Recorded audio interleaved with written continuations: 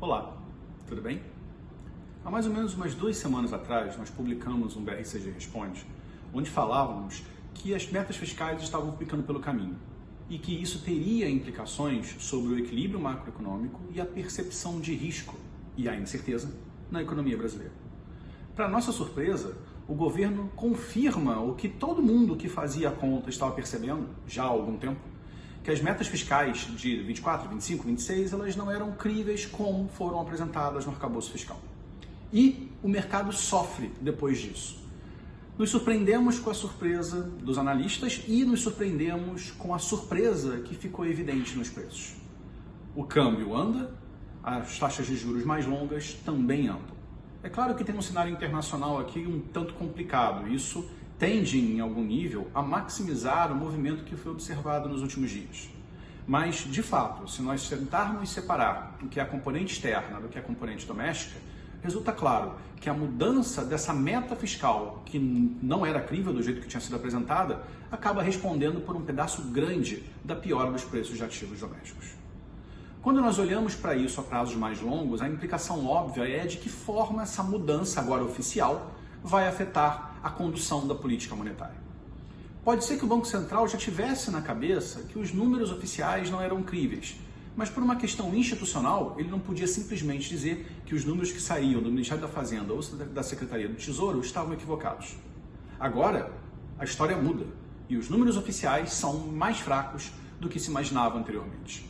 Se nós olhamos nos detalhes, e o Banco Central certamente está olhando nos detalhes, dá para ver claramente que o compromisso que existe hoje não chega nem a um resultado primário equilibrado até o final deste governo. 2025 e 2026 terão déficits de acordo com as próprias projeções do arcabouço fiscal se nós fizermos os descontos corretos e considerarmos o que entra ou não na meta fiscal e o que entra ou não na banda de tolerância para o comportamento do resultado primário defendido pelo governo. Quando juntamos isso tudo, fica evidente que há uma pressão de demanda agregada maior vindo de dentro da economia brasileira. E se vemos um mundo mais complicado, e aí o mundo já estava complicado, tivemos momentos mais tensos nas últimas semanas, mas é uma complicação que já vem de algum tempo, começa a ficar um pouco mais estreito o espaço de manobra da autoridade monetária. Isso é dizer que o Banco Central vai mudar o ritmo de corte de juros já na sua próxima reunião em maio? Não necessariamente, ainda que hoje exista um alinhamento de astros para que o forward guidance, o compromisso entre 30 aspas, de um corte de meio ponto percentual em maio não seja cumprido e se dê um corte de 0,25 ponto percentual. Muito mais interessante do que se é meio ou 25 em maio é o cenário prospectivo, o que o Banco Central vai pensar em termos da Selic terminal e do ritmo que vai perseguir para chegar a essa taxa qualquer que ela seja. E aqui as questões ficam um pouco mais delicadas, porque nós precisamos ver, para além da questão do aumento oficial da pressão fiscal, e isso está dado, como o ajuste dos preços relativos, e aqui especificamente a parte longa da curva de juros e a taxa de câmbio, vão se perenizar no tempo.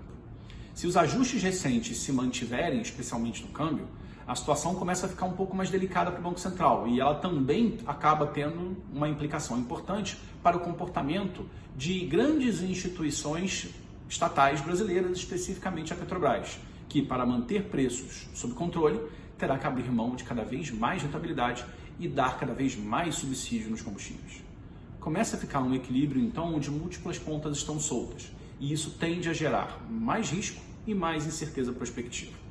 Nós revisamos nosso cenário de taxa Selic terminal para 9,5, tendo em função o objetivo de chegar numa meta em torno de 4% de inflação no ano que vem. Nota que não é a meta de 3% definida pela autoridade monetária. Nós estamos aqui fazendo uma interpretação do regime de que o Banco Central, de fato, quer manter a inflação abaixo da banda de tolerância e, portanto, mira um número que é, no máximo, alguma coisa entre 4 e 4,5. Ano que vem, a banda é 3, mais ou menos 1,5, e, portanto, a gente teria, no máximo, uma inflação que não infringe o regime de metas em 4,5.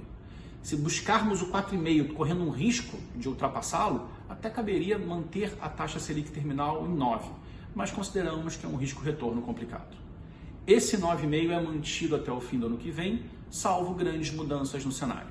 E o ponto importante que temos que ver nas próximas semanas é se o choque observado se resultará, na verdade, num novo regime, num novo nível de preços sobre os quais a política monetária vai ter que operar. Se isso ocorrer, esse cenário de 9,5 pode até ser revisto para frente, mas cada coisa ao seu tempo, e vamos vendo quais são os impactos que vão perenizar e, perenizados os impactos, quais são as suas implicações sobre o cenário prospectivo de inflação e, portanto, a condução da política monetária. Se você gostou desse vídeo, por favor, se inscreva no nosso canal e acompanhe os conteúdos que a BRCG disponibiliza nas redes. Muito obrigado e até a próxima.